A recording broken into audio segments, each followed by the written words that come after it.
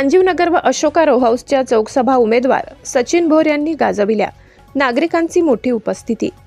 कामगार, कष्टकरी आणि सर्वसामान्य नागरिकांच्या प्रश्नांसाठी नेहमी खंबीरपणे उभे राहणाऱ्या मार्क्सवादी कम्युनिस्ट पक्षाच्या उमेदवारांना प्रभाग क्रमांक 26 मध्ये दिवसेंदिवस वाढता पाठिंबा मिळत आहे।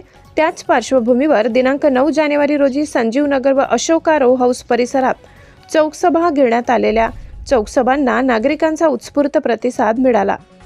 संजीवनगर येथील चौकसभेत बोलताना उमेदवार सचिन भोर यांनी सांगितले की 2012 ते 17 या कालावधीत मी या प्रभागात विकास कामे केली। कोणताही जाती, धर्म किंवा पंथ न पाहता सर्वांसाठी समान विकास साधला।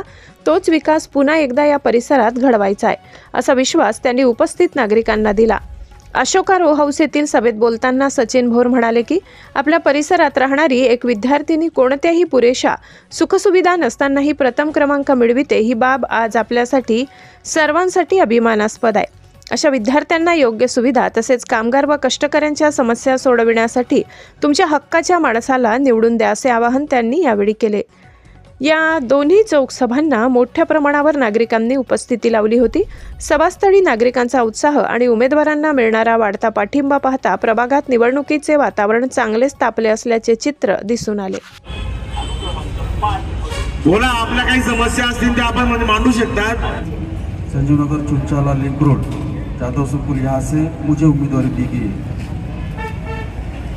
उम्मीदवारी देते समय पूरे वार्ड का ख्याल रखा गया है कि अगर पैनल चुन के आता है तो फुटवट नगर में भी काम होगा, सतपुर के मल्ले परिसर में भी काम होगा, बीके पाटिल से लेकर केबल पार्क में भी काम होगा, लिंक रोड में भी काम होगा, जादव स्कूल में भी होगा, चुनचाले में भी होगा। आज खरंच ॲडजस्ट नाही होणार अशी एकंदरीत परिस्थिती तयार झालेली आहे। याचा अर्थ असा होतो की संपूर्ण प्रभागामध्ये वेळा आठवडा ताराचं वारं आहे आणि हे वारं हे फक्त तुमच्यामुळे,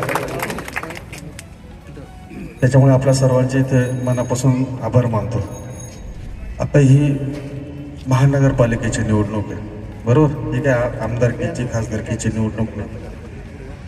आणि आपण ज्या समस्या मांडल्या, रस्त्याच्या असेल, पाण्याच्या असेल, तर दिदीने तिला तिचा किती नंबर 2 नंबर आला ना, 1 नंबर इंजिनिअरिंगमध्ये संपूर्ण महाराष्ट्रामध्ये तिचा 1 नंबर आलेला आहे। तिने अभ्यासिकेची मागणी केली, अतिशय रास्त मागणी। असे मुलं आपल्या भागामध्ये राहतात, याचा आपल्याला अभिमान असला पाहिजे। अशाच नवनवीन बातम्या पाहण्यासाठी आमच्या महाराष्ट्र क्रांती न्यूज या YouTube चॅनलला लाईक करा, सबस्क्राईब करा आणि बेल आयकॉनला प्रेस करा।